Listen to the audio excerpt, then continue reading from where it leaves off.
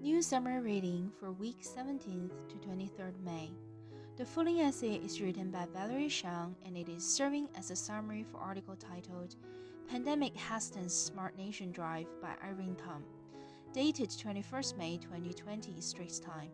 Sentences are taken out from the original news article as references to this essay. For those references used, Valerie Shang gives full credit to their original creators. The reason why I picked this article is because it brought up a very important change, which not just faced by Singaporeans but people around the world too. At the beginning of this article, author used a bold one-line sentence to start it. Digitalize or die. It is straight to the point.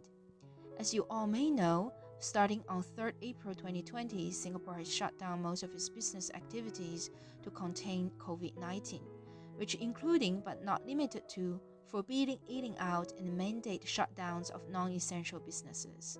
To adapt the change, many SMEs in Singapore has shifted their adoption to find alternative solution in technology. For example, the rise in cashless payments to the use of messaging and social media tools to promote and sell hawker food. In many ways, COVID-19 has accelerated the transformation of Singapore, giving it a strong push in its intended directions of development.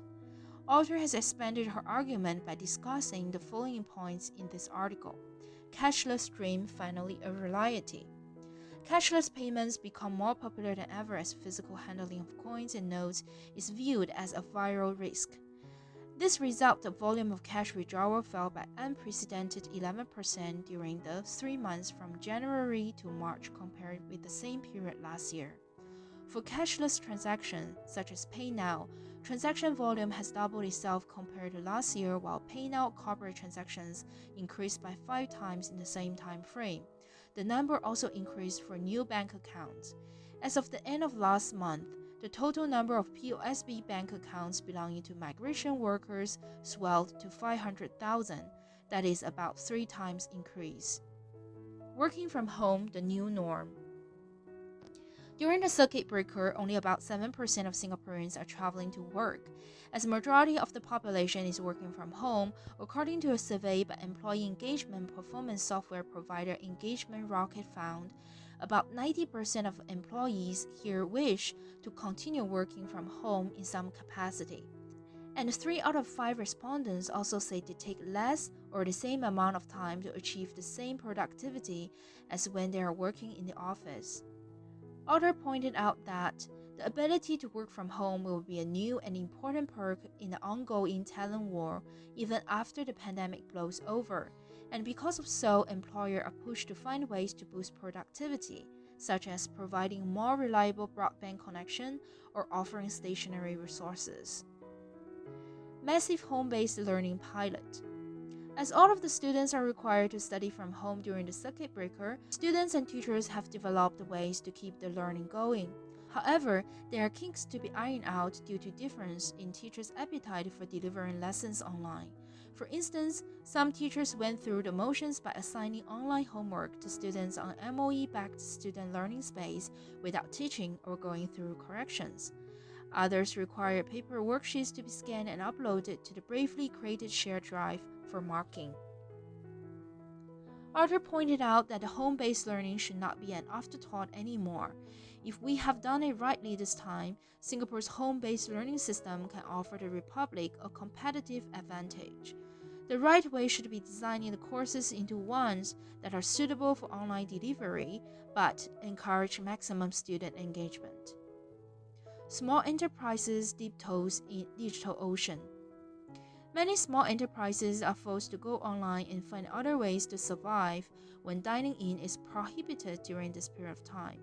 Many of them have joined a Facebook group for takeaway orders, and some of them have adopted e-payment solutions. Help is also available for SME going digital. For example, a mobile commerce tool by Nanyang Polytechnic, Singapore Institute of Retail Studies, is launched to help SMEs to set up their e-stores. Social media platforms such as Facebook or Instagram have become the new selling points for these SMEs. Tele everything. As people is trying to avoid clinics or hospitals, telemedicine started to gain its popularity in Singapore. E-medical consulting websites are seeing their visitor numbers grow by 5 times. Via these platforms, patients can consult doctors from safety of their homes, receive e-medical certificates, and have medicine delivered to their doorsteps.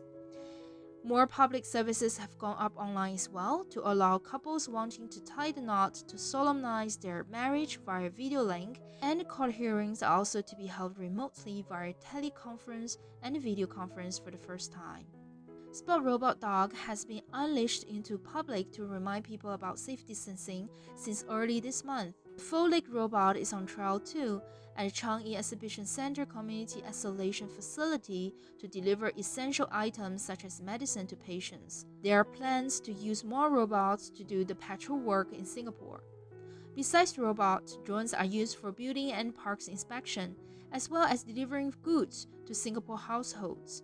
Last month, Singapore's first drone delivery service started, with the first parcel containing 2 kg of vitamins dropped onto a ship anchored off Marina South Pier. As COVID-19 crisis is still hitting on Singapore hard, the closure of many traditional bricks and mortar shops is a grim reminder that time is a luxury few can afford now.